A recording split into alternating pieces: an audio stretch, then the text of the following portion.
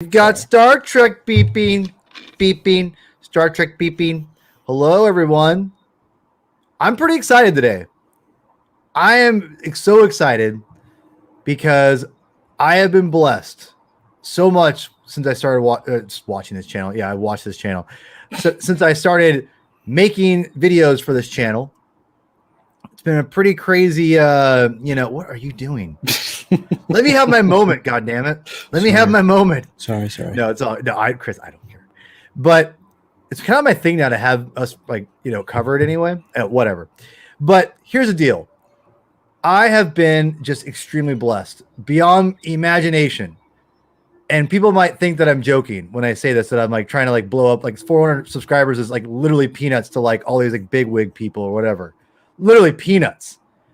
But I tell you, my friends, I am extremely grateful for every one of them. And I mean this from a bottom of my heart. Like, I started this channel back in March. And I know, Chris, I've envisioned ideas for this for a long, long time. Yeah. And 400 does not seem like a big deal. But when you are like basically over a year, you go through the turbulations that I have in the last year, and you kind of had this idea for a YouTube channel, but you didn't know what to do. And after I had my daughter, things just kind of came into light and became even more clear to me. And I said, you know what, I'm going to start off and it's going to be a YouTube show about what I love, some of the things I love most in life, which is comic books. And I want to do videos about comics. I want to bring people in the medium of comic books. My goal is to basically just get people stoked and loving comics. I love debating. I love arguing. Everyone knows this. Everyone hates that about me too, probably. But ultimately, I just want people to like love comics. I don't care if they love superhero comics or independent comic books or manga or whatever. I just want to promote the medium of, sequential art, as our good friend Will Eisner would put it. And, I just I was a little scared because I'm like, I just feel like a big ugly ogre on here, and just like, can I stumble and I can't talk well, and those are all true. Those are all true. I have no problem admitting that. Doesn't matter. True. Stop it. Here's the deal. Here's the deal. The good news is that I have just been blessed by so many people supporting the channel and subscribing. And I am like, seriously, I think 400 is like every 100 followers, I'm just going to do a big celebration like this for it. Like, when I say celebration, I mean, like, I'm just going to be, excuse for me to talk to my friends. But I'm so honored and so blessed to have 400 people. I want you all to know. I know all of you guys don't watch this, but it doesn't matter. The fact you've all taken the time to hit the subscribe button means a lot. And if you're watching this for the first time, you don't know what the hell you're doing. Thank you for watching. Everyone who hits a like the video, whatever. I appreciate everybody. And this channel is dedicated just to making comic books. I've got hopefully some more announcements in the future I'm excited to talk about. I've been working on something behind the scenes for a while, and I'm not ready to announce it yet, but it'll be happening soon. I promise. But in the meantime, I'm just going to keep, putting out episodes. I know the alien sci-fi comic books or comic series we've been doing with my buddy Adam from AVP Galaxy. Got a lot of good people talking about those. I'm really grateful for everyone, talking about and watching the channel and everything. So everyone who subscribes, likes, and if you haven't already, I hate saying it, but please do so. And I appreciate everybody. This has been it's been awesome. I'm excited to keep going. And again, I've only been doing this since March, and I'm already at 400. And it's like, I never would have thought I'd be at 400 at this point. I'll say that much. I thought I'd be at 400, but maybe like in 2 years. And the fact that I'm this far along is just insane to me. So thank you to everybody, honestly. And I've got more people coming eventually. I'm not sure where they are. I'm not sure what's going on. Chris, you want to check the DMs? I put us in a group. I'm not sure if they've communicated to us yet or not. But either way, I've got 2 other people I'm excited to have on the show. Obviously, Chris is a mainstay. Chris is my homie, one of my best friends. Love this guy to death. So today we're just going to talk about comics in a Mega Chill stream. But it's a Mega Chill stream celebration. Celebration of 400 or over 400 subscribers. Woo! That's 400 Spider-Man comic books, people. That's exciting. It's so exciting. So anyway, lots to talk about. There is lots to talk about, mostly because I want to talk about comic books. But Chris, any word from our friends here? It looks like there might be some technical difficulties. Okay. One or two All of right. them at I'm not sure we're having Ryan Haas. But anyway, so right now I'm going to talk about, I guess, we have a Suicide Squad movie coming out. And again, I try to stick to strictly the comic books. Okay. I do have an idea for a movie review for Suicide Squad when we eventually do that. I got some people in mind. I haven't asked one person yet, but I'm going to. I'm pretty sure he'll say yeah. We'll conflict some scheduling, but either way, might still happen. I'm very excited to announce that, but when we do. But anyway, Suicide Squad. Chris, you have been collecting Tom Taylor. Now, Tom Taylor, the writer Tom Taylor, he's been pretty big in the DC world, correct? Oh yeah, I would say so. And so right now he's doing what? Nightwing, a Superman book. What else is he doing? Nightwing and Superman, Son of Kal-El, I think, are the two major books, and then there's Suicide Squad. But he obviously made his biggest splash in DC. Really, the thing that put him on the map for DC fans was that he was writing the tie-in comic book series to the first Injustice game that came out back in 2013, and he got to further flesh out and contextualize a lot of the events that happened in the universe that most of those two games take place. Now, hold on. He wrote Injustice? Yeah. Was that because I know he wrote a Darth Maul comic book too. Did you know that? Was it a one shot or was it an actual ongoing? No, it was a miniseries. It wasn't an ongoing. Oh God, Dark Horse was like no, it was ongoing. Oh, it was a Dark Horse. Oh, okay. I was. This is back in the Dark Horse days. Right. The dark times. Well, the dark. He wasn't on my radar then, but with Injustice, he obviously was. I think the story for the main game was written by Jimmy Palmiotti and Justin Gray, if I'm remembering correctly. But he wrote the tie-in comic book series that really further fleshed out and explained how Superman went from the world's greatest hero to a despot who took control of the world, basically. And that was a really strong series, considering that it was a video game tie-in series. It didn't have nearly as much right to be as good as it was. I gotta be honest. I thought it looked like crap. Like the costumes, and I'm not trying to be. People love it, that's fine. But when I look at the material from Injustice, from the game and the comics, it just does not appeal to me whatsoever. There's nothing about it that appeals to me. I'm not trying to be spiteful. I'm not trying to be like. That's a very, very small component of the entire mosaic, though. I mean, the costume designs in the game certainly aren't my favorite thing about them. I mean, but the nice thing about video games is that there's alternate costumes. You and I have had this conversation several times. Yeah, but here's the thing though. Like, you can't. And again, I don't want to talk about the video game at all. Like, the video game is not really like what I care about. Because you know me, I don't play video games that much. It's hard. You're gonna play that game. I don't know about that. I do. But the thing is, with Injustice, it just never came across to me as something I'm like, oh God, I have to get this. Well, the interesting thing about it, especially what the game did, which jumps off into what Taylor did in his comic book series, was that particularly the first game, it had this story of a despotic Superman, but it was balanced out, really. But Justin, Chris, yes, I probably will buy that. But it was balanced out by the fact that the real versions of the heroes interfered. So that didn't have anything to do with Taylor's series. Taylor's series was really about the despotic Superman that took over the world. And the nice thing that I think Taylor's writing brings to it, because you wouldn't necessarily think that he's a guy who gets Superman, but I feel like you kind of have to if you're going to accurately portray why he has gone so astray.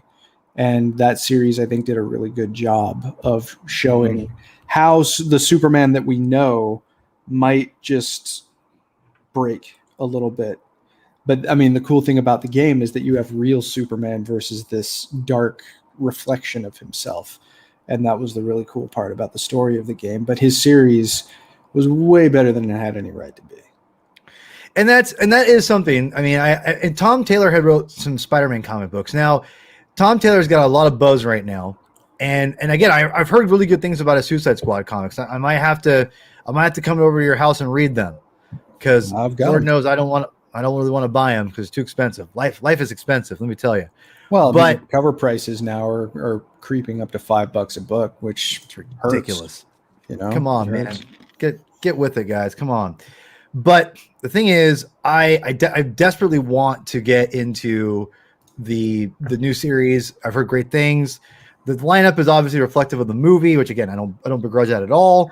Yeah, market it, etc. But yeah, I don't know. I'm definitely going to try to get into that series. I've heard great things about his Nightwing, and what's awesome about Nightwing, by the way, is that and I've heard other people on YouTube and other podcasts talk about this too, which is really cool, is that it's like it's getting a lot of buzz and doing well at like issue 70. Yeah. It doesn't have to be number 1. It shows you the power that a good story can give you. It doesn't matter if you're coming in at 71 or what. People will give it a shot. You know what I mean? It's whatever. Yeah. And he also, like, he did the DC version of the superhero zombies story, which I have not read, but I've heard is also better than it has any right to be. And I guess at Marvel, he helped write the all-new Wolverine series that put X-23 into the Wolverine mantle, which is intriguing. But, I hadn't really checked that out either. It's really his DC output that I've been most focused on, and it really seems like that's where he's hung his hat. But didn't you read his Superior Iron Man? Oh, God, no. Oh God, no. Well, pardon me. Oh God, no. I mean, it's yeah. Oh, we got someone. We got him back. Everyone, we have a new guest, Mr. Jay Yaz himself, Mr. J. Mixmaster J, you're on. I can't hear you though. Are we still having stuff? Uh-oh, you muted yourself. What about now, sir? Can you speak? Uh-oh. Maybe he can't hear you. Can you hear me? I don't think you can hear me. Oh no. Uh-oh. We're having problems. Here, I'll let you out. I'll just Jay, if you can hear me, just hang on. We'll bring you in when you're ready. Give me a message in the direct chat here. This is great. This is my boy Adam. Oh man, that's awesome. You are correct. Okay. And okay. So anyway, yes, Adam, life is expensive. But that being said, yeah, I don't know. There's a lot going on right now in comic books that's really hard for me to justify buying all kinds of stuff. I still haven't bought the new Moon Knight comic book, for God's sakes. Oh, he did. There is a Star Wars series that he did that I read. He did the Blood Ties series with Boba and Jango. Oh, he did. Yeah, that was Tom Taylor. That was awesome. That was very good because it wasn't. Now, not spoiling anything, but that is the one where it's where Boba Fett meets like an old clone. Yeah. Okay, that is a great story. Yeah, that is and there's flashbacks, right, of like Boba Fett Jango. From to Jango. Right. No, though that is a solid series. It's crazy. I didn't realize Tom was been around for that long. Mm-hmm. Well, he must have just been cutting his teeth on like Dark Horse and Image before he jumped into stuff with DC and Marvel. But no, it's he's a very prolific guy, and you and I are going to have occasion to talk about something else of his pretty soon, right? Wait, which one? The thing we've been texting about, and the thing that I freaked out about on. Oh yeah. Okay. I don't know if you want to say what that is, but we're gonna do it. Well, we can talk about it. Oh, by the way, hi, cousin Jeff. I saw Black Widow with my cousin Jeff. I love you, Jeff. I'll have to have you on if you ever read comic books. Read a comic for once, God. Just kidding. I'm not sure if you read comics. He's a big Transformer fan though, which I'm not. That's not really technically comic books. There is a lot of Transformer comics, but yeah. So I guess we can announce it here. We're waiting for our friends to join us. is, yes, we are going to do a Tom Taylor run on the binge. We will be doing not a review, but we'll talk about kind of like what me and Chris do. Maybe we'll invite somebody else. I don't know. We're going to review. You tell them, Chris. What are we reviewing? Earth 2, number 17 through 29, and annual number 2. So just about a year's worth of stories. Earth 2 is a really interesting series, a really interesting time at DC because it was part of like the second or third wave of the New 52. James Robinson is the one who kicked it off, and he started out his first issue killing the big three on this alternate Earth. And it's like a modern reimagining of the classic JSA characters like Jake Garrick, Alan Scott, and Ted Grant, and Our Men, and all those guys, which is Robinson's strength. But by the time Taylor came aboard, he decided to take things in a little bit of a different direction. One of the things in that direction having made some headlines kind of recently. And that's really where we are going to be jumping in. We're going to see what he did with a lot of those classic heroes, but also new versions of old characters. So should be pretty fun. You know, and it's crazy because this right here also is interesting. I did hear about this Dark Ages story, and I'm not sure how I feel about this right at this moment. I just don't know if it's going to be any good. I know the premise is what the basically that Marvel heroes lose, right? Is that how it works? Oh man, Dark Ages. Geez, that goes back to like they were teasing that back in 2020, like Free Comic Book Day 2020, where it had to be a very different kind of Free Comic Book Day. Yeah, it seems like they go after Taylor for these kinds of heroes lose stories. But yeah, I guess it's been delayed for over a year, and now it's going to finally come out. But is that because of COVID, you think? I mean, I'm sure COVID had something to do with it, but I don't know if that's necessarily fully justified. But you know, so people in the chat, if there's anything you guys want us to talk about, let us know. Like any comic book ideas or whatever, hit us up. Like the video, all that jazz, do all that stuff. We're going to talk about more stuff. We got, hopefully our people are going to be coming. I'm not sure where the hell they all are. They all knew what time. I know. Well, Yaz tries to come in. He's exempt, but Haas is not. Haas, he texted me saying, "Oh, is this thing happening?" I'm like, "Have you checked your DMs, dude?" Like, I'm texting. Come on, man. Like, what the hell? Come on. So anyway, yeah. So the Dark Ages, I did remember that was something that they were talking about with, like back in COVID, and then COVID pushed everything back. It seemed like, but yeah, I don't know. Oh my god. Finally, what the hell? Where have you been? Where have I been? Well, as this is the Comic Binge Dad stream. Whoa.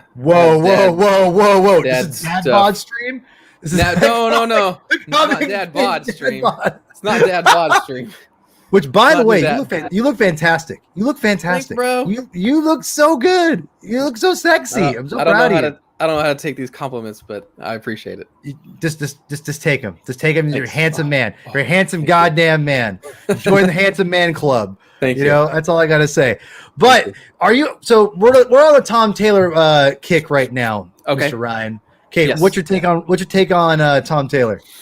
I haven't read enough to feel like I've got a take on him, but everything he does seems like everything I've read I've liked, and it's all like well thought out, and I'm excited to see things of his adapted, like the Injustice thing turning into an animated movie. Because that for me, I would rather experience that way than try to. And I know the Comic Binge is all about like trying to get people to read stuff, but for me, it's like read it, don't watch it. Well, Paul is going to play the story for Injustice 1. He's going. I want to watch the thing. I want to watch the thing and see if it's enough to get me invested in. Like, okay, maybe I'll read more of the books and stuff. By the way, with the Injustice movie, sorry to interrupt, Ryan, but I just want to briefly note out the man who was cast as Batman in the Injustice movie, Anson Mount, the second actor to have played Captain Christopher Pike, who also played Batman. So Captain Pike and Batman just seem to go together. All right, I gotta mute. Wait, who was Pike? Who was the original Pike? Well, the original Pike was Jeffrey Hunter, but he died back in the 60s. And then in the 2009 movie, Bruce Greenwood played Captain Pike. That okay. Yeah. and he was obviously Batman in Under the Red Hood, which I know Paul likes. That was he has a great Batman voice. Now hold on, I think we have Jay. I think we have him. Jay, how are we doing? Uh-oh. I can hear you. No. Can you hear me?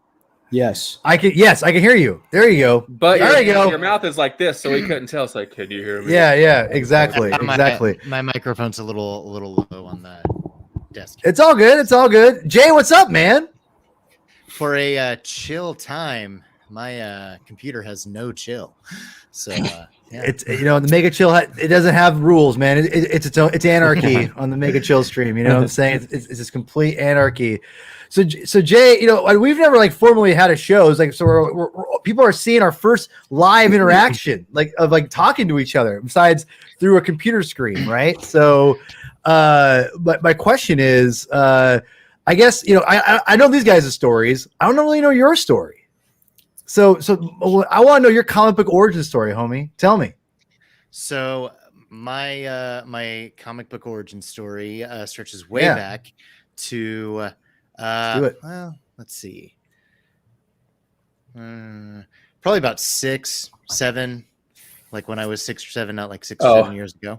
Which I mean, I know guys who've been reading that long, and they're as into it as any of us. But kind of. I was into, like the X-Men cartoon, stuff like that. So I would pick up, just random issues from the spinner racks at like the Sack and Save or the Minyards or, like those drugstores. I don't know what right? those are, but those sound like places that would have a spinner rack. Drugstores. Yes. Yeah. Spinner racks. Would read off and on, every now and then. Really got into comics when I was about 10 or 11 after I saw the cinematic masterpiece that is Batman Forever, and I hear you. It just really got into like Batman, DC, like that kind of the whole universe there. After that, picked up. I like to say the first big story I read when I was getting into everything was a Night's End. So not Nightfall. Oh yeah. Not even Night Quest, but Night's End. But I know, Ryan. Can you see Ryan's like my Nightfall? My Nightfall shelf right there. All the trades and But I need to get that in trade.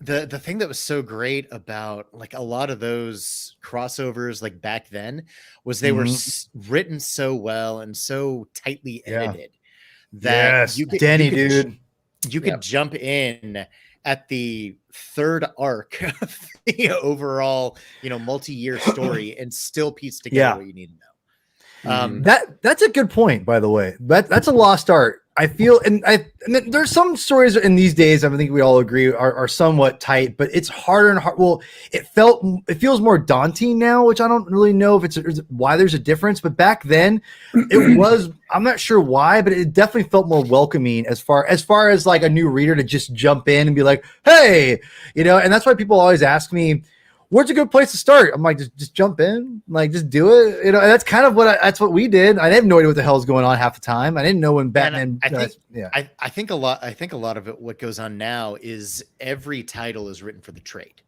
It's 6, 7, 8 issues written for that one trade. Nightfall, Night's End, Death of Superman, stuff like that. There was that era. Even the X-Men titles that got ridiculously convoluted, but it was everything. All hands on deck. Everything was meant to be part of the bigger story. It wasn't so and so's over here doing their own thing and so and so's over here doing their own thing, which is fine.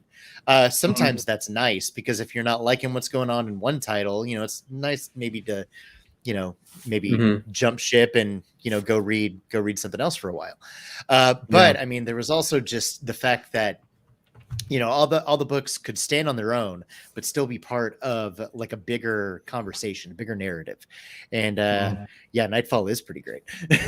Would you agree, SMB Ryan? Yes. With your Nightfall show. So you got into comics back in the mid 90s, and then I'm not sure about all of us. I jumped out in the mid-late 90s. That's when I jumped out. I was reading comics. I want to be like, since I can remember. I mean, it really was. I was reading comics in some way or form since I can remember. I had Secret Wars comics. And so and as I got older, I got more and more into it. And then I hit a plateau right around mid-late 90s when the comics just got bad writing. Just got bad. And I jumped out. I was like, I'm gone. So I'm curious, Ryan, actually all you guys, I'm not sure. Was there a time you weren't reading comics on a regular basis? I would read comics here or there, but I just kind of I jumped out, and I'll be honest, it felt daunting to jump back in. I knew a good portion of what was going on, but I even was like, this is a lot going on here. But I jumped back in, and then I had, obviously never looked back. But Jay, I'll start with you. Was there a time you didn't read comics? Yeah, there was a long stretch where like the big title when I got into, reading and collecting, like I read Robin and Nightwing. Those were like Robin's the big two that I collected. Dixon, baby. Nightwing, I mean, like I still liked, but I kind of I actually sold like the Nightwing issues that I had a long time ago. What? But I kept. I know. I'm sorry. I mean, I was dumb. J-Bra, come on. J-Bra. I kept all my Robin issues though, and I still have them. Little tangent. Like earlier this year, I decided, you know what? I'm gonna get all the Tim Drake Robin issues ever. I collected. Well, I collected from, like I don't know. I jumped onto the title in like the 40s, but I got everything up to then, including the miniseries, the annuals, like the WF pre-appearances in Batman and Detective. Like that's on the list after I get the main, stuff. I have a similar list for Azrael. for a podcast that will happen before I'm dead. Eventually. Yeah. I still follow you, just waiting for the updates.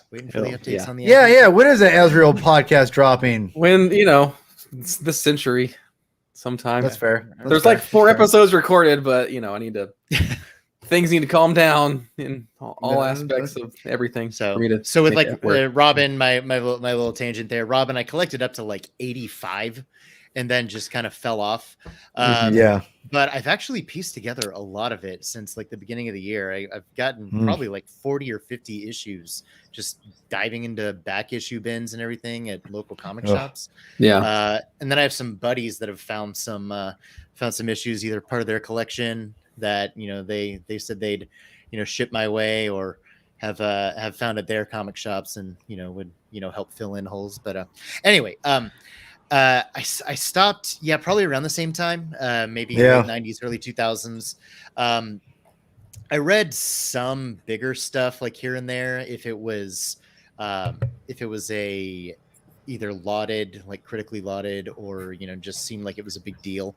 Like I remember reading Infinite Crisis when it came out. And, okay. I read a couple, like a little bit of like the 1 year later stuff coming out of that. Everything. But but even still, that was like a good 5 or 6 years that I wasn't actively following anything. And then Tim Drake's story in 1 year later, I think, is actually a pretty solid example of how that stuff went. It is good, yeah. But then, like after that, I only stuck around for a couple months, and then really didn't even started getting back into like comics big time until I started like writing and reviewing. So, right on. And then it was like, well, I guess I better do some homework and into back issues and everything, and I haven't really looked back since. Not a boy. Right on, man. 7 or 8 so, years ago. Go ahead, Chris. What are you going to say? You jumped off of Robin, you said it around 85? Yeah, somewhere around there. Is that when I started reviewing it for Batman on Film, like right at the second 1 year later issue, whatever that was. Dang, really? You just missed the one issue of Robin that was written by Ed Brubaker. He wrote number 86. Oh. I think I've got that one now. That's that's part of the Officer Down. Officer Down, and it actually didn't really have anything to do with Tim Drake, but his name is on it. Because there was the Dead Robin story in Gotham Central too, wasn't there? But that didn't cross over into Robin. No, Gotham Central was pretty self-contained, but that is an excellent series. I've read that a couple of years back, and that was great. And I think since then I've gotten that issue, the Officer Down issue. Sure. Since then, Officer Down is actually pretty good. It's funny because we were running around a couple of half-price books. Was that 1 week or 2 weeks ago? That was like 2 weeks ago. Yeah. I saw the Bruce Wayne Murderer and Bruce Wayne Fugitive trades. I was like, check them out, and he didn't. They're good. They're really good. Yeah, I meant to, but before we go any further, Ryan, Mr. Haas, was there a time where you jumped off for a couple years? There's a couple of periods there. So comics have all, as far back as I can remember, have always kind of been a part of my life. We had a local comic store in Tennessee, in East Tennessee, where I grew up, and I would go in there infrequently and got things like key issues of Batman stuff at like inappropriate ages. I was pretty sure I got like first printing of the Killing Joke. I'm with you. First printing of the Killing Joke when I was like 8 or something like that, and I was like, but the guy at the desk was like, "You'll be glad you got this later. It's a first printing." I'm like, I don't know what that means. Said that. He actually said that. Yes, I still remember. He's like, a guy talked my grandpa out. This is why it's $8. Out of buying me the Batman: The Ultimate Evil comic issues. Ooh, yeah. Do you guys remember that story? Yeah, it's funny when we were at the half price books. I pointed out the novel because I read the novel when I was like in middle school, and that was not a good idea. We don't read prose here, sir. Get your prose walking out of here. Get your prose walking out of here. It's on the shelf right there, and I've got it. Why? I see it. Why? And I've got prose out of here. And I've got the audio book also. It's back there. And look, I will say, not a bad method to try and get someone to become more socially conscious of a very real evil. But the sad story you're telling me about. Okay, yeah. But also at the same time, like it's kind of heavy-handed and retrofits Batman's story into it. Well, and when it definitely does a retcon to his familial history, let's say, but the subject matter too, especially for like a middle schooler, is probably not. Yeah. Maybe it is, but it probably is. I just remember being rather shocked reading that when I was like 14. Yeah. So I also read this around the same time. So that's great. So good. Death and Return of Superman, also very good. No Man's Land. Yep. Read the comics, they're better. There. It's all bad. All that pro stuff. Get that prose out of here. All right, I'm muting you, Chris. All right. No more prose talk. Did you just try to mute me? And I muted myself. This is how we do it. Make it chill, dude. We're so chill. We mute ourselves. Chill. Anyway, Ryan. So you're buying inappropriate Batman comics. So but what really got me into comics as like this is my nexus point of like getting comics every week and reading them was Hush. So I jumped in on Hush, not on. I think around the issue. I forget the number, but the issue where could Batman kill the Joker? It's the one with the Joker on the cover.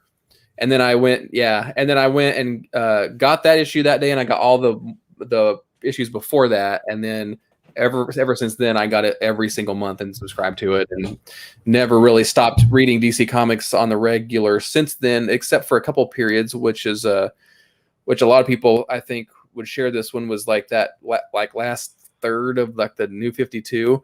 I just kind of like completely lost interest. All the books just seemed like, what are they doing? I just kind of, I don't know, like everything that I liked just kind of stopped happening. Towards the tail end of like, because they were doing those, even in the main Batman and Detective titles, I dropped everything except for Batman and Detective, just because I'm like, well, I get those two no matter what. I collect those, and sure. And it took me like maybe like a year to actually go back and like catch up on them and read them. But it was like around where like it was super heavy when they had like Gordon B. Batman in the robot suit, and it's one of those things where it's like, this is the status quo, and there's one book a month, and it lasts like a year, and I'm like, this is not the Batman I really am jazzed to read. And although the story was good, it wasn't Batman. And for that prolonged period of time, it was just like, it did not hold my interest as a thing. So things are a lot different now. Like even though I'm super behind on what I want to read, there's a lot that I do want to read. And there's a lot of choices. Like even with the main titles, you have those, but you've got like the future state stuff, and then you have all the crazy Black Label stuff, and so there's a lot now. That's I think they're giving people a lot of different options there's to definitely jump in. there's definitely a lot of options, and that's one thing I was thinking about was how many just like different iterations now we've gotten of in the last like 5 years of Batman. And I don't know, it's fascinating to me that we've gotten it, but like I don't know, but there's I still like Future State Batman was interesting. I thought that was fine. It was good. I mean, but it's when is too much. I am interested. But talk about Hush for a quick second. I think Hush is one of those books that people just are really like. I saw some people I respect just trash it, and it's an easy target. It is online. because everything's an easy target online. You just got to put an avatar up and be like, this is a terrible thing. Let me Who doesn't like X? Yeah. Well, by the way, let me tell you, it's comic sins. How many bad writing inconsistencies can I find? Well, it's like, well, how many life inconsistencies can I find with you, buddy? Anyway, so that being said, Hush is beautiful to look at.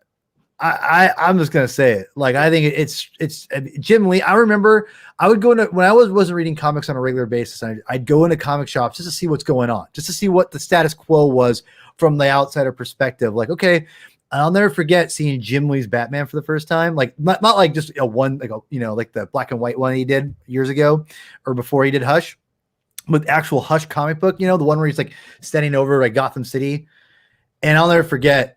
I was like, damn. Jim Lee's doing Batman. That's nuts. Like that made me go, huh?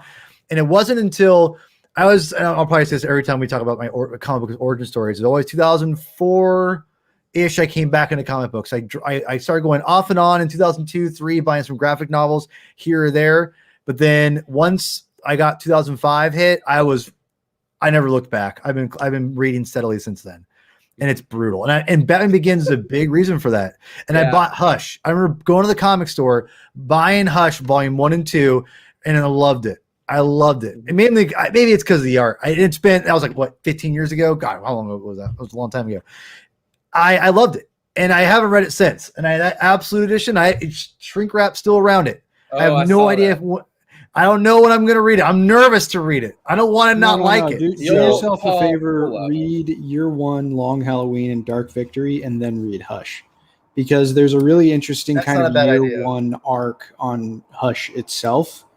And it's pretty... The nice thing about Loeb is that you don't question the man's credentials when it comes to knowing who Batman is inside and out. And everyone always pays attention, deservedly so, to the artwork of Hush. Mm-hmm. But there are some really good and solid just character moments that are littered throughout Hush that are not just Batman's. Yeah, it's really focuses on like character moments instead of like status quo changes forever. Like, which I think is why it's the story itself kind of is like a good nexus for a bunch of other things in addition to obviously the art. True. All those pages have been fueling every calendar that DC Comics has made for 20 years now. Yeah. But at the same time, even though like it is kind of separate from the main story that it was telling, Hush still has one of my favorite Batman Gordon moments that I've ever read. Yeah. And let's be real, Jeff Loeb he wrote Long Halloween. He knows Batman. Like, so I don't really think it definitely felt Superman like too. Yeah, it definitely and Batman, Superman. And it definitely felt like a reintroduction for people to get into Batman. It felt like a great jumping on point. And I don't like saying that. I'm getting so sick of being like, Hush is it really is essential comic book jumping on point. It's like for the last 20 years. Yeah. A lot of stuff fed out of it too. Yeah. I've said, I think we talked about this on like the Ryan Lauer's episode 50 of Batman Book Club. who's recording right now with Pete, by the way. That's why Lauer couldn't be here. I was like, Lauer should jump on. He's like, oh, I'm so busy, man. And I'm looking down like, oh, he's recording. He couldn't even told. No, I'm just kidding. I love you guys. I love you both, Pete. Yeah. Well, I just said Hush is like, it's like the cornerstone of like DC Comics modern storytelling. That I agree with that. Yeah, totally. Mr. Yaz, what's your take on Hush? Anything you want to add before we move on? I actually didn't read it in full until a couple years ago. Like I read bits and pieces. That was another one as it was coming out. Out! All right. No.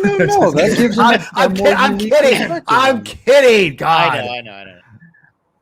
No, that was one of those that like I would read bits and pieces of like as it came out, just while I wasn't actually, reading comics.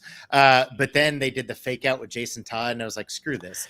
And then they undid it. Yeah. Which it's not Jason, but I under the hood, baby. Under the hood. But I didn't read it in full until a couple years ago, and I mean it's a lot of the acclaim does come from the arts. The story is fine.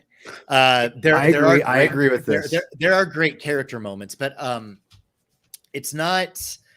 It's almost like they wanted to do the Long Halloween again. Like an all-encompassing Batman. That's really good point. Story, using all of it, using all the toys in the toy box.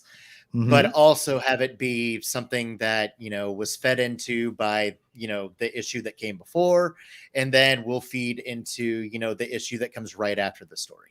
And so, I mean, it wasn't like a failure, but I mean, it was definitely a story that didn't stand on its own legs as much because it was still beholden to, continuity. And it's one of those stories that, I mean, I don't mean this necessarily in a snide way, but for better or worse, it has influenced a lot of the perception of Batman for the past 20 years. There's like other books that Returns I think, that's a like better the Dark example. Knight Returns did for 15 years prior, to that up until that point, and even up to now, almost 40 years after the Dark Knight Returns. Yeah. Hush is another book that's kind of gotten rolled into that. 40 years. I know. But it's one of those it's like which one's like a lesser evil thing. It's like, well, they have to be there because if they're not, like Batman wouldn't be as pervasive as he is, kind of thing. So hi, Lily. Oh God. Sorry, inside joke here. It really is perfect. Lily, we love you. I love you, and I gotta get Lily. Lily likes comics, but she's a little shy. No offense, Lily. I know you're shy, but her boyfriend Michael, huge DD fan. We're gonna have to get him on soon. So, Michael, I'm assuming you're with Lily right now. We'll get you on. Don't worry, homie. DD as in Daredevil, because DD baby. Oh, that's honestly what I've been into more the past couple of years. Really? Yeah. Okay. I've always been like a Batman guy. Past couple of years I've been more of on the DC side of things, like a Superman guy, and then Marvel I've been like crazy into Daredevil. All right, I gotta be honest. I'm not, and Jay, I'm not sure how you keep up. How have you caught up with my podcast? You know how I roll, but here's the deal. I'm a big DD fan. Love Daredevil. I have a huge Daredevil run. And when I stopped buying most of my floppies digitally or physically, I have a huge Daredevil run. Chris has seen it. I have a lot. I've been reading Daredevil pretty much since I got back into comics 2005 with Ed Brubaker. I got on right when he started, and I love him. I love so many. I think Brian Bendis' run is the best Daredevil run ever, better than Frank Miller's. I take it, me personally, maybe not from a transcending the medium and pushing the medium forward, not the same, not even close, but I think it's better written and a much better story overall because it's more consistent because Frank was all over the place. But that being said, I love Daredevil. And when Charles Soule took over, I really liked Charles Soule. He had a different take on the character. I know. It was a little with this, by the way, but it was a little inconsistent. I will say, but I do love Blind Spot. I think he's a character that's underutilized. And when Zdarsky came on, I didn't really know what the hell he was doing. I'm like, what? I'm like, what are you doing, Zdarsky? And it took me a little bit of time to warm up to him, and I definitely got more into it, and I definitely like it. I don't love it like everybody else does. Everyone it treats it like, oh, it's the best Marvel book out there. I'm like, is it? I mean, I don't know. I mean, it's good, but there's times in that run where I'm like, it's just like any comic, right? You're not always going to be like, number one, right? But the thing is with that story or that series in particular is after like, I think issue 12, after that first year, it just kind of goes like kind of meanders for a while where I'm like, what is going on? Like it's kind of like the whole like Kingpin versus like his rivals. And then Matt's in limbo, and I'm like, what is this? Like, it felt like half a year was just like Zdarsky being like, hold on a second, let me figure out what I'm doing now. And then you're getting me started on Tom King's Batman, so you're making. Hey, listen, and that I respect that. But I will say, the Elektra thing has got me hooked. That is very inspired. Inspired. Love her costume too. It is absolutely so cool yes. looking. It's distinctly a Daredevil look while also being a distinct Elektra look too. Elektra, yeah. Perfect. I mean, I won't. I mean, with Zdarsky, I mean, I've been loving it. I haven't been. I mean, I don't mean like if you've only been reading something, you're not gonna for X number of time versus Y. You can't have yeah. But I mean, I haven't read it as long. I actually started going back to the Wade run, like Wade and Samney, their stuff, which I really liked that just because it was like swashbuckly, fun, silly. I know it's out of the box and weird, and it can be. I mean, but I really enjoyed it. I mean, a lot of it too was just because it wasn't what I was expecting from a Daredevil book, and like Chris Samney is like, he's a great artist. I love his art. Yeah, his art is great. He's on Twitter, right? His that's so good. Mm-hmm. Oh my god, he'll just do random shots of like some character, and even if I don't like the character, I'm like, this gorgeous. Is the greatest image of this character ever. But I went back, read all of that up to through Charles Soules, which Blind Spot, cool character. Definitely. Great character. I liked a lot of the stuff that he did there too, like having Matt be in like the lower rungs of working at the DA's office or whatever. Really cool. Interesting stuff. Agreed. And I've been loving Zdarsky's run, and I mean, we'll just forget about that little Man Without Fear, 5-issue series in between that I'm pretty sure everybody's forgotten existed. But I've gone back. Just real briefly, if you're a fan of Chris Samney, I'd really encourage you to read Thor: The Mighty Avenger, drawn by him with writing by Roger Langridge. It was an all-ages Thor book. It went on for, I think, like 9 issues. That. Is really good. It's very good. Absolutely worth reading. It is now. Was that before his Wade run? Oh yeah. That was the very first thing that I remember when the first issue came in, because I was working behind the counter at the comics place at the time, and it was an all ages book, so I naturally just went, I don't know. But then I read it, and I just fell in love with it. Michael. It was a great. Thank you, Lily.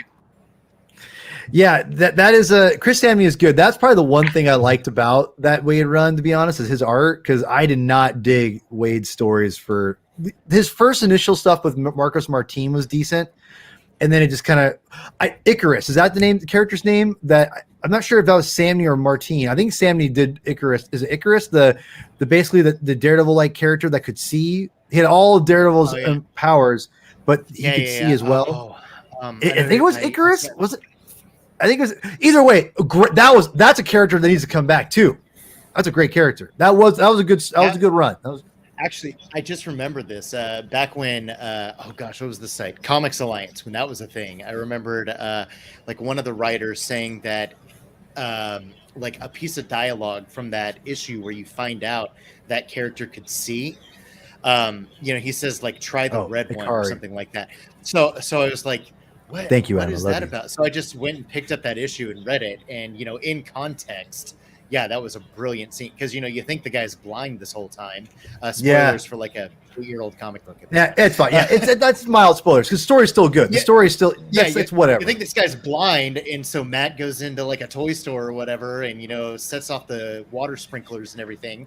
And he's walking around, and he's trying to reach for something, and he's like, try the red one instead of like the green bat. Try the red one, and he realizes he's not blind. That was so cool. That was cool. See, I need to reread that. We'll have to have you on. We'll do like a Daredevil thing. But you like Chris, you like the Mark Waid stuff, right? You're a fan of that whole run. Yeah, for the most part, just because it was coming off of Shadowland, which Mark Waid's run was a power. Oh man, you just brought up 2 words. Shadow, man. I as a Daredevil fan that was really digging. I don't think Ed Brubaker did the worst or the best. Daredevil. It was pretty solid. And I remember, I'll never forget when Andy Diggle took over, and that book just went to crap. I like Andy Diggle. Diggle's a good writer. I like him quite a lot. Actually, Shadowland is so bad. Between Green Arrow Year One, he had some great plans for Action Comics and turned in an awesome first issue before he was kind of run off the book because DC editorial was a nightmare. The guy that was fired after 1 issue? I don't know if he was fired, but he definitely left. He one issue came out, it was great, and he was supposed to be the next ongoing writer after Grant Morrison, but that was when there was a lot of creative turnover during the 52. That was when Gail Simone got fired and then rehired back. That was weird, and which was stupid on their part. But Diggle's first issue of Action Comics was great, and then of course, Green Arrow Year One has become a pretty influential book that ended up being the basis of an entire television universe. So and he had a character after him. Yeah, exactly. Yeah, I mean, I like Andy Diggle. But Shadowland and his stuff on Daredevil was definitely not his best work. So when Waid's Daredevil came along, and it was far more swashbuckling, it was old school Daredevil cleanser. Yeah, old school Daredevil for sure. I hadn't seen Daredevil like really smile in a long time, and that book was just fun, and I was taken along for the ride. I think, just in terms of my own reading, by the time it was relaunched into a new #1, it had pretty much lost steam for me, except for seeing Samney's work. Samney's work always keeps me interested whenever I see it. And he's doing Firepower for Image right now, isn't he? With Kirkman? Is that right? I think so. And then he and Waid reunited for the very tail end of end of Volume 1 for Captain America, and that stuff was fun. Oh, that's right. He did it was a Craven, the Hunter story versus Captain America, right? Yeah, I need to read that. That's interesting. It's interesting. And Waid had he had the reins of it. Part of it was like in the far future for Cap's past, and it was also right after Secret Empire, so his public image was really tarnished, and he was kind of going door to door to try and rehabilitate his heroism again. It was an interesting story, and Samney draws a pretty kick-ass Captain America. What a surprise! Yeah, exactly right. I mean, come on. To address Jacob Miller here. Sorry, but to address Jacob Miller here. I don't know your feelings on this, but kind of tying it back into some of the earlier conversation. Also from Jeff Loeb and Tim Sale, Daredevil Yellow. Good. That's what I've read. That's a good. You read one Marvel book. Congratulations, Ryan Haas. I've got all the Loeb Sale color. You read 5. Spider-Man Blue. Thank you. And Paul doesn't like Spider-Man Blue. I know he doesn't. It's called to Steve Ditko and Stan Lee era. Go read that and get much more out of it, in my opinion. That's just me. You need Gateway books. No. Listen. Spider-Man Blue is a perfectly fine comic. The art is beautiful. I mean, I'm not going to deny it's not, but it just the spirit. It's been updated, but all that's there in the Stanley Ditko stuff, man. It was a love letter to that stuff. It doesn't erase that stuff. Whatever. All right. Look, frankly, I know that nostalgia can be kind of a death knell for some series, but when it comes to Spider-Man, they don't use it enough. They don't use the callbacks to the early stuff nearly as much because Spider-Man has such a strong history in those early days. And it's rarely called back to. Not that great stories don't take place with Spider-Man. Like, Paul, I know you love what Nick Spencer has been doing, and I was a pretty big fan of most of what Dan Slott did, and I really like most of JMS's run with Spider-Man. But at the same time, I mean, why not make Spider-Man Peter feel like he did back in the 60s? You kind of get that with Miles, but it's a little different. And the nice thing about Spider-Man Blue is that it was very, very evocative of those really early Spider-Man stories through a modern lens. It was cool. We went on it with the Comic Junkies podcast. We were both on it, and we talked. I thought it was a pretty good discussion. You know, you and the other host, you guys were all about it, and and I liked it. Didn't love it. I've got some trades here. I'm gonna show them to you guys, and we're gonna I was gonna spitball a little bit. And Chris, you're going to laugh at me at the first one. Okay. So I told Chris, I'm waiting for the absolute. You're not going to get me. You're not going to get me, DC. Yeah. Yeah. I couldn't resist. I had to get it. I bought that hardcover too, man. I think you like that book. Oh yeah. Guys, I'm not going to lie. Like, this book is, and Chris, we need to go back and put our old podcast on the show, on the YouTubes. Because I'm telling you, I still think my favorite work I've ever done as a podcaster are reviews of. It was really good. 1 hour, one show per book. Per comic. And like, I felt like we actually did a good, like, not like just fluff. We like dissected everything we could from the book, from a comic book. And that third one was when Chris was eating a burrito at the beginning, right? Yeah, and I was there. So I got to see his mouth. I got to see his mouth be like I literally, he's like this. And I'm like, table. Yeah, that's right on the table. Right. So anyway, this is that was the little behind the scenes. It was a very uncomfortable episode for me physically because I knew you can't wait 5 minutes until the burrito's done. Like, no, this burrito's so good, but I gotta talk this comic. I was really looking forward to reading that issue. I wanted to see how it stuck the landing, or if it stuck the landing, rather. But I was starving, man. I hadn't eaten burrito binge before. I'm flipping the pages and I'm trying not, because I can be a messy burrito eater. Stuff can fall out when I'm trying. And he's not messy at all, ladies and gentlemen. I'm a comics collector, right? So I don't want things to fall on my comic book. So I'm like balancing the book and trying to eat the burrito at the same time. Yeah, he's like this. So that was an interesting night. I'll put it that way. But it was well worth. Every sense was alight because of that. So it was is that a coloring error, or is it? You haven't lit. Yeah. Well, is this a Joker shirt or is it salsa? I can't tell. That's probably what should go on the absolute, like a quote from Chris Kyle. Yes! It's like you haven't lived until you have eaten a burrito and the absolute at the same time. Now, man, perfect burrito reading. I wish I could get the closest I've gotten to a quote blurb was for a collection of the early. Jay's getting his. He has one. Oh, I have one. A Dark Knight over Metropolis. My name is quoted in the Amazon sales listing. That's the closest. That's awesome.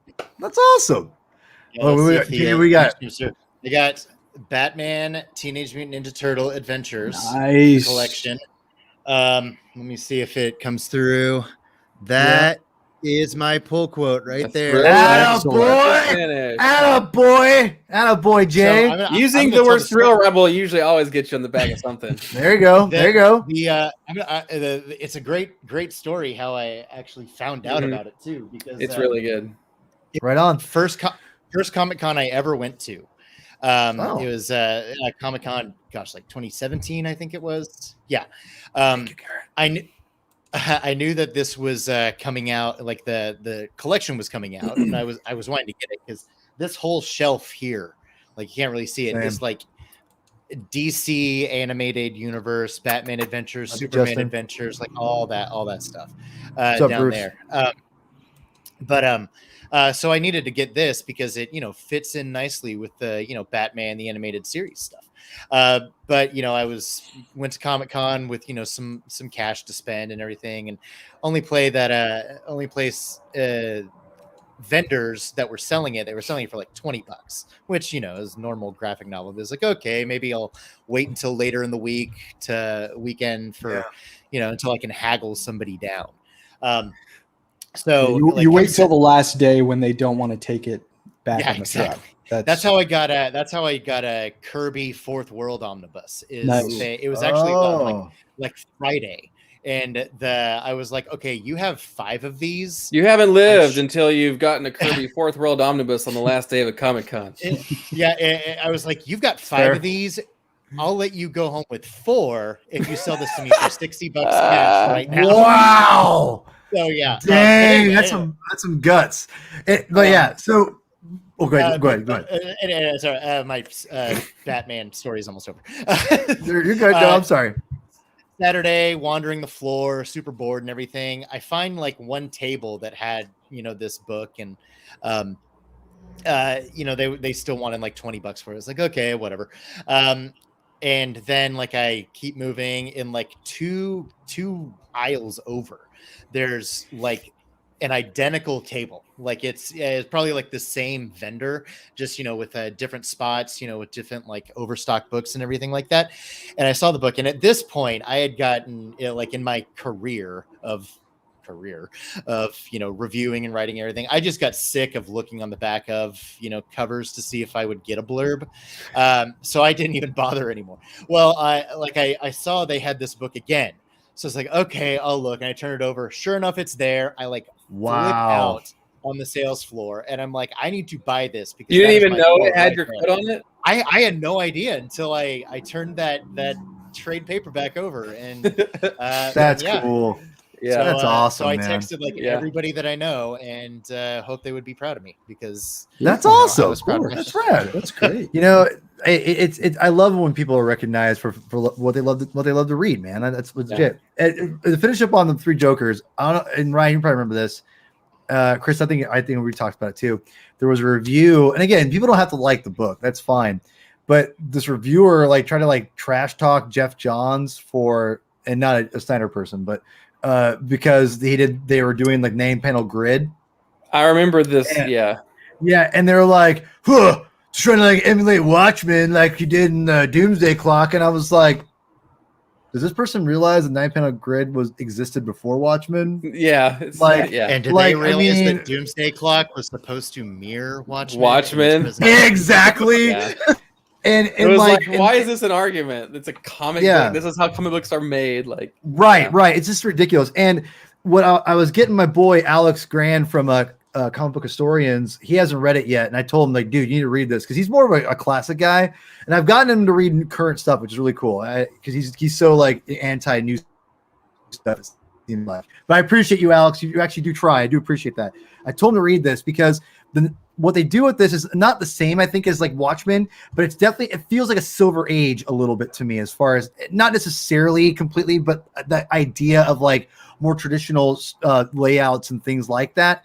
And it really helps the story flesh out a little bit, in my opinion. So let's be real, the 9-panel grid's a classic for comics, period. So the fact someone was saying I can't believe you used the 9-panel grid, shut up. I'm sorry, just shut up. This is a great comic. This is my favorite comic last year. This comic is great. It's excellent. It's so many reasons. If you want to know why, there's 3 hours or 3 episodes of this. And I'll post them. We'll post them. We'll post them eventually. Now, this is something that speaking of Jeff Johns, this is not supposed to be a Jeff Johns show, by the way. But speaking of Jeff Johns, Chris Clow, in his infinite wisdom, has made me listen to him talk about, you need to listen to, or not listen to, excuse me. You need to read Jeff Johns' Avengers. Have you read that yet? I'm like, no, Chris, I haven't read it. Spot on. I'm like, no, I know. Thank you. I was like, guys, you really should read it. I'm like, I get it, Chris. I need to read Jeff Johns' Avengers. So finally, I bought the bullet. I bought all of them. Here it is. Here's the first one. And I got to tell you that I haven't read it yet, but I'm excited. And I just love Jeff Johns. I'm reading a bunch of his stuff. I'm reading Geiger right now. I love Geiger. I haven't really read anything that it's really strange how anything pre-disassembled just feels like classic Avengers. Yeah. Dude, he gets Jack of Hearts he puts Jack of Hearts in the team. You get a love from me. You get love Gary from me. Frank draws Jack of Hearts in that run, man. I mean, it's crazy. The run's got all kinds of. I'm very interested in this. There's gonna be a future episode about this. If you guys want in, let me know. He has an awesome single issue dedicated to Sam Wilson. It's just Guy Ritchie gets his ass handed to him verbally by Captain America. What more could you want?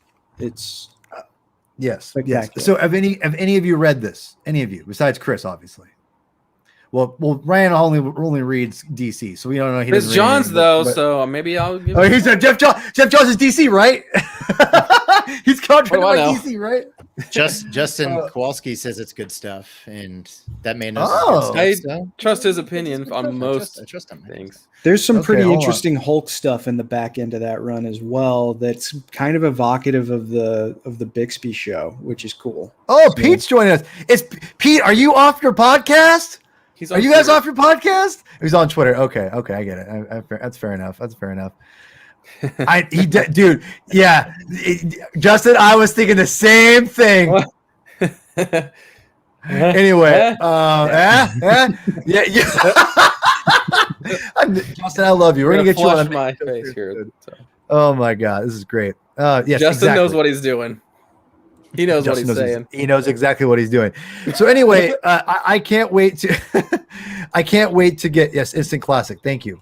And by the way, the Let's Go had and I think Rorschach had like a 12-panel grid a bunch too. By the way, Tom King. Everyone loves Tom King, right? Okay, good. Sorry, I'm going through. Who's a snake? I don't get it. What is this? Is he Pete? Are you drinking the sauce again? I think he's trying to stir the pot because we were talking about Jeff Johns. So we can. Oh yeah. Okay. Right. Whatever, dude. Shut up, Justin. I love you. Anyway, so yeah, we'll read that. I gotta find some other people who like it. Obviously, Justin likes it, so maybe I'll get Justin on there.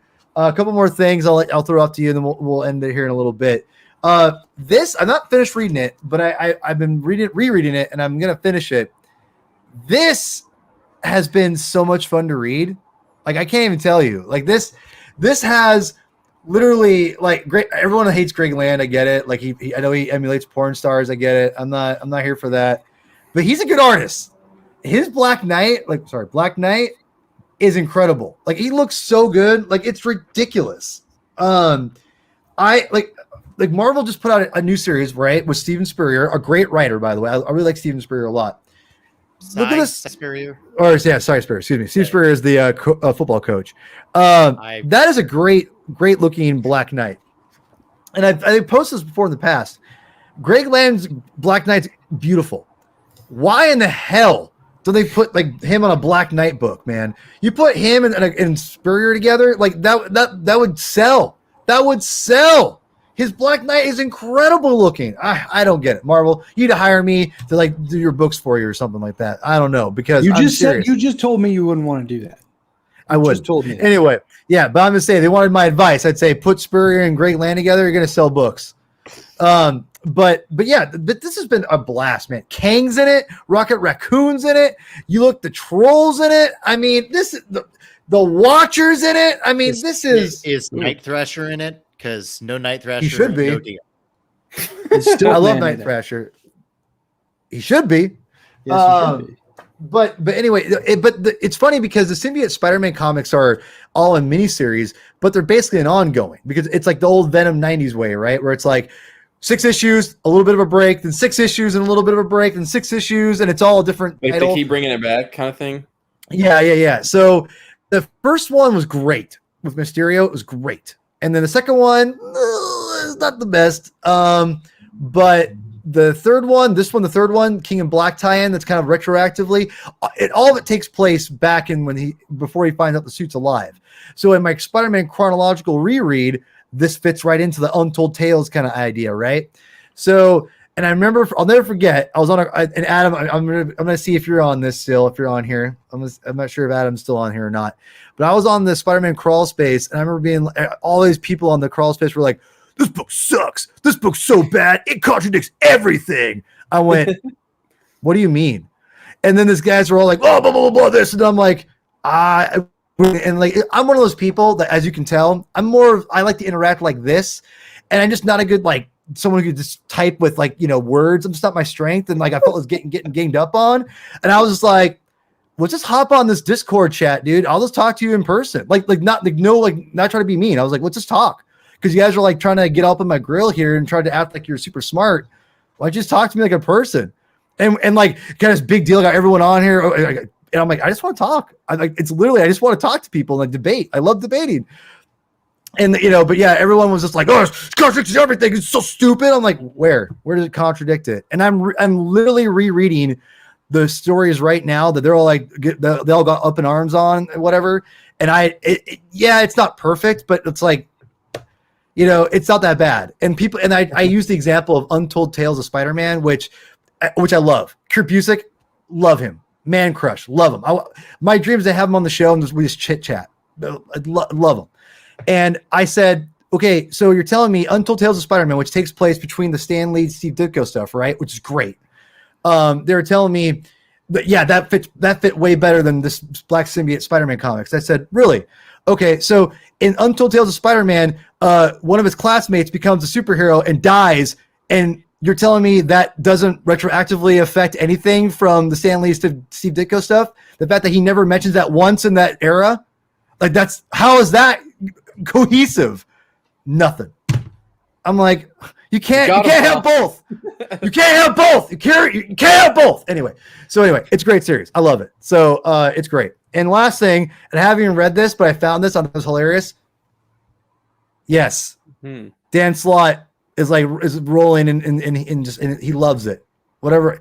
This is not Dan Slott. This is Walt Simonson. He wrote it. Anything Walt Simonson does, I'll read. Even if he doesn't draw it, I'll read it because I love Walt. I want to give Walt Simonson a hug one day. And this is me giving Walt Simonson a hug. I love you, Walt. So anyway, anyone want to share anything? Any books you want to share? I'm sure Ryan has an Azrael book in there. He bought like some third generation something. I don't know. I mean, the last big omnibus I bought was this Batman Rise and Fall of the Batman omnibus. It's pretty sweet. It's the James Tynion's giant detective run from Rebirth. I like it. Kowalski, I'm sorry. I like it. That's a solid run right there. Yeah.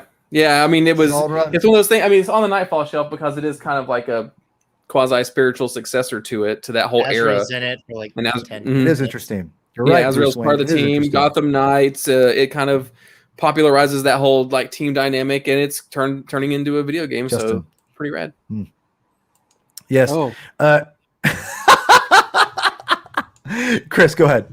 I just forgot to mention because we kind of trashed Andy Diggle, but also said we liked him. I didn't trash him. I said we trashed his Daredevil. We trashed his Daredevil. Collectively. Rightfully so. It's bad. But you saw when we went to Ancient Comics in Burien, I picked up all 8 issues of Adam Strange Planet Heist, which is an awesome story. So if you need some swashbuckling sci-fi in your life, Planet Heist is top tier. I'd highly recommend it. Both. I do like Adam Strange, and just the name Planet Heist it sounds great. Everything I wanted. It's awesome. It's awesome. It was an 8-issue series from 2004. Adam Strange doesn't get a lot of ongoing love in the DC universe, but that's okay, because if someone wants to come along and tell a good, solid story that doesn't necessarily fit into the 6-issue box, all the better. And that's exactly what Planet Heist is. It's very solid. I did get an Adam Strange book too, drawn by Andy and inked by Andy, inked by Adam. So I definitely am looking forward. I think I read some of that digitally. Adam Strange is, not to be ironic or whatever it is, but it's a little strange. He's a little strange character, to be quite honest. Yeah. He's a little weird.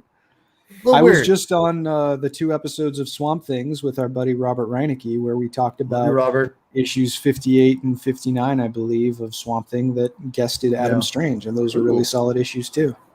By Alan Moore. Alan Moore was like, "How can I fit rape into this somehow? Let me show you how." No rape in the Adam Strange issues. And I say that because Alan Moore loves that. I don't know. It's weird. It's weird. He's insane. Yeah. He's a little insane. Anyway, so I'm sorry. You went, Chris. Did anyone else have anything? Or right, Ryan, you went. You had the Batman. Yaz, what do you? Is there anything you're reading? Trying to think the last big thing I read. Did you read Batman Earth 1, Volume 3? I did, yes. It was all right. I didn't love the first 2. Yikes! That's not good. That's again, not a good like gorgeous artwork from I keep wanting to say Greg Land. Gary Frank. Yes, Frank. Yeah. We're talking about Greg Land up in here. I'm like, nope, it starts with a G, but it's not. Who is it? Yeah, Gary Frank. Other than Catwoman's questionable costume, I mean, it looked great. I thought there were a lot of interesting elements in it. But like I said, I wasn't crazy about volumes 1 and 2. They were just kind of. Okay. Well, if you already weren't crazy with 1 and 2, then 3 would definitely be like a downhill thing for you. But if you were, a lot of just interesting ideas, but it seems like they tried to just wrap them up in case they wouldn't be able to do a fourth volume. To answer Justin's question, I've actually read Batman 89 number 1. Got a nice sneak peek at it. You can say that you've read it. Unlike I'm allowed to say that I read it. I haven't read the new Adam Strange book by Tom King, but really quickly, has anyone read that? Reading it? I know Justin loves it. It's good, but it's intense, man. Is it? Okay. Jay, I'm sorry. I didn't mean to interrupt you. Continue. It's all right. It's all right. No, I mean, to answer, I've read the 89 by Sam Hamm with illustrated by Joe Quinones or Quinones. It's very good. I need to read it. I'm going to read it when it comes out. Is it going to be a digital only on DC Universe? No, I think they changed that. Like it was going to be like digital first, collected, and like single issue. But then I think for a lot of the digital first stuff, they would decide because that Justice League Infinite, that's like a continuation of the Justice League Unlimited cartoon. Yeah. That and then Superman 78. That was also going to be kind of a digital first, collected in a print volume. It's going to be day and date. Day and date with the print. Which I think is the right way to go. I mean, I agree. Yeah. I mean, most of those, the way they're written anyway, they just kind of, chop it up like right in the middle of the story anyway, and tell them, hey, try to make this a cliffhanger. But it doesn't always work. So no, and that book, I mean, both, obviously 78 and 89, I'm really excited about checking out, and maybe we'll do a quick review on this. I'll get you guys on here and be like, talk about Batman, because I love 89.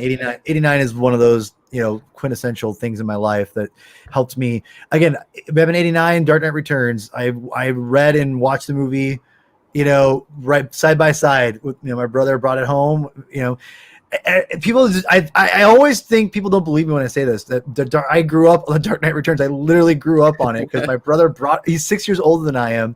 He brought it home. My parents are like, oh, you read a Batman comic. And I'm like, there's a girl who's naked and she's got like swastikas on her boobs. I'm like, it was a little weird. And then like this weird like robot thing, like doll. I'm like, what is this? And I'm just like, as a first grader, just like not knowing what the hell is going on. But you know what? This is the thing. I always go back to like, I couldn't read very well, obviously in first grade. But Frank Miller is such a great artist and storyteller. And again, not just a great artist, great storyteller.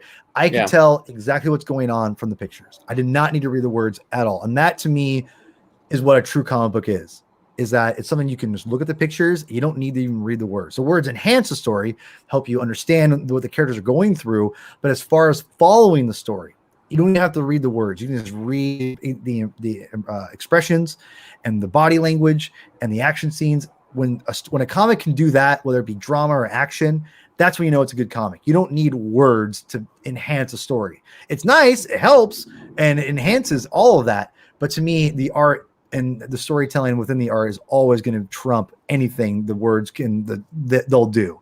So, that's the thing with Dark Knight Returns, is that I think it's a beautiful, beautiful looking book. And I just remember looking through the book, over and over again. And again, not because I was a weirdo and I wanted to look at the, half naked women or whatever. It was literally, I loved, no, seriously though. I loved the Batman and Robin Peter's stuff. Saying some, over there. Well, Peter, we'll keep him muted for a minute here. Are you on the sauce right now, Peter? I don't know. Are you Grandpa's cough medicine? Anyway, but no, it's a beautiful book, and I always go back to those splash pages of Batman and Robin. Carrie Kelly, they're gorgeous. Yeah. Those are just so dynamic. So. Anyway, guys, thanks so much for coming on. This has been a blast. Yeah. I mean, I could go for like 5 hours like this. Yeah. This is easy. I could about anything, but much less comic books. We're doing our Suicide Squad show soon. We're doing a Earth 2 Superman. Is Earth 2? Is that what it is? Okay, Earth 2 Superman book. If any of you guys want in on that, let me know. Kalowski, that goes for you too. If you want in on that. Garrett, if you want to Earth 2, let me know. You guys all jump in. We'll get you on here. Thanks so much for coming on. And I'll get you guys have some plugs here. Mr. J, we'll start with you. Where can people follow you in your comic book expeditions, if you will? On Twitter? You can follow me on Twitter at JAYWS. That's my personal handle. And then I do writing on my own blog at Comic Pause. Like pause a video game. PAUSE. Oh, okay, that's you. Yeah. Okay, I didn't know. Oh, okay, my bad. I didn't know that was you. That's all right. But yeah, just that's.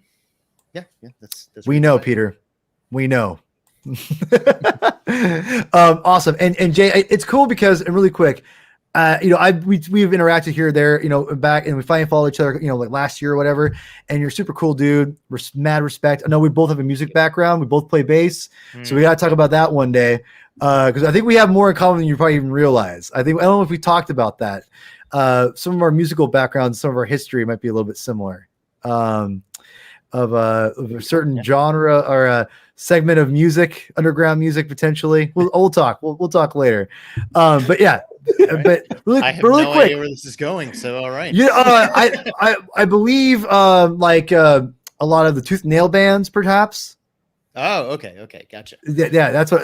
So that's kind of Justin might know what I'm talking about too. It's that whole scene, that whole scene. I love you too, Justin. Yes. But Jay, really quick, what kind of bass do you play? Just curious. My primary bass is a Fender. I think the official name is a Nitro Satin Precision. It's like an American. Is it jazz bass? It's a precision bass.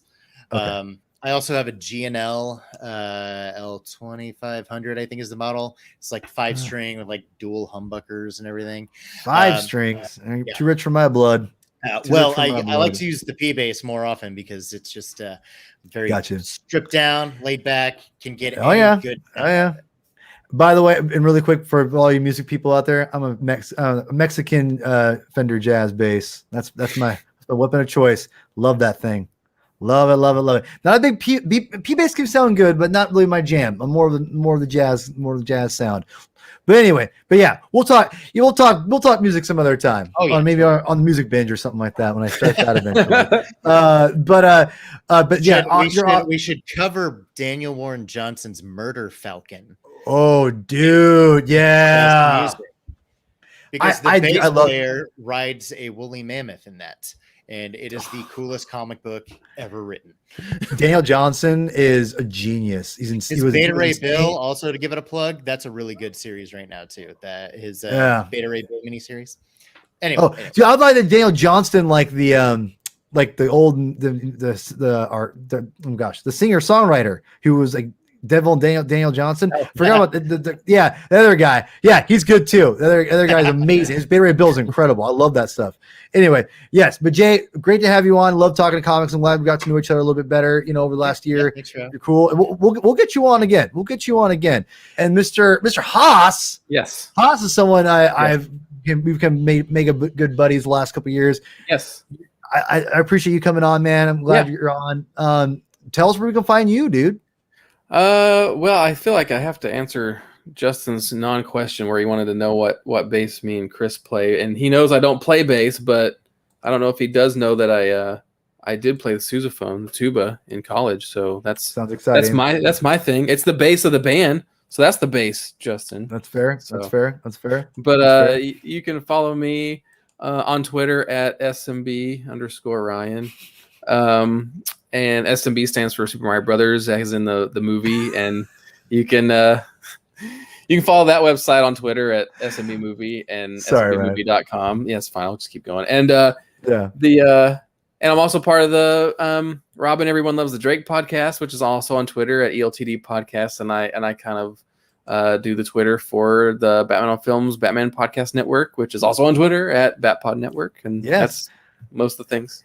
And I know, Ryan, you would hopefully I'll be joining you soon on a Batman podcast soon. Yes. So you've invited me, so I'm ready. I'm ready. I'm just waiting. I'm just waiting to get invited again. So speaking of the Drake, Rob and I also have the ELYJ podcast. Everyone loves Young Justice. Yeah, everyone loves Young Justice. Kind of on indefinite hiatus right now. We've been trying to get back together, but just all sorts of stuff. Rob's awesome. We'll get Rob on. Yeah, Rob's great. We'll get Rob on here soon. And by the way, Rob and Ryan Lauer's Batman Free Jokers stuff was great too, by the way. I listened to them. They're fantastic. So those guys, check out the Batman Book Club, one of my favorite podcasts out there. It's fantastic. So and this character over here, Chris, Mr. Clow, Mr. Burrito. Yep. Anyway, hey, I thought I did a pretty good job balancing that damn thing, bro. I'm not dissing you. I'm only showing people a look into what the life. I of could Chris send that like. book into CGC and they wouldn't know that a burrito. That's way better. There's the second half of this is an embarrassing story for me, but there's the second half of the rebirth. What was it? Help me out, Jay. It was the Hal Jordan and the Green Lantern Corps. There was Green Lantern. I was Green Lanterns and then Hal Jordan. I had a stack of those. I was trying to get through them, and I swear, I was 2 or 3 to the end, and I fell asleep on the book, and I woke up. It was stuck to my face, and I was oh my god! And afterwards, I'm I can't even resell this. This is terrible. Do I rebuy this so it fits in the thing? What do I do with this book? But if I get rid of it, I'll have a whole new collection. But I didn't like it that well anyway. But I was that's worse skills than the burrito. Don't read comics with Superman and Sinestro weren't bad. So there's some good stuff in there. But Green Lanterns was the better book of the two. Made a construct of a truck and then slammed an alien's head into said truck construct's door. That was awesome. And very much a Guy Gardner. Guy Gardner. Wow. But Warrior. Green Lanterns was really good. The one with Jessica Cruz and Simon Babb. Yeah. Mm-hmm. Yeah. Interesting. I thought the opposite. I was able to stick more with the Hal Jordan book. But, I read them both all the way through, but yeah. Yeah. Okay. No, okay. That's Mr. Clow, that's valid. Where can people find you, sir? At Chris Clow on Twitter, ChrisClow, and buychrisclow.com. Discovery Debrief, a Star Trek podcast. Lower Decks is back next month, and we're very excited for that because that is a very hilarious and fun show. I can't wait to watch Star Trek. You would like Lower Decks, man. Oh, I'm it's sure hilarious. I would. It's funny, man. And we'll just assume I do like it. So we got Captain Riker back. I was shocked in the first season finale when they brought Captain Riker. Oh man, I know. I love Riker, dude. There was season 2 trailer. Boimler's in a Jeffries tube, and there's gas, and he's hallucinating, and he's talking to a commemorative plate of Tom Paris, and it's talking back to him. It's pretty funny. Yeah, I know everything that Clow is saying right now. And I know it sounds incredible. Oh man, this sounds so good. This show sounds incredible. I can't wait not to watch it. Anyway, so anyway, everyone, thank you so much for watching. Again, I appreciate every one of the 400 people who are subscribed to the Comic Binge, and every time I hit another 100, I'm just going to keep celebrating because that's how we do it. I celebrate all victories. And again, thanks to everyone who's joined me today. And again, Chris, take it away, sir. Read more comics. On consoles. No consoles. Thanks, everyone.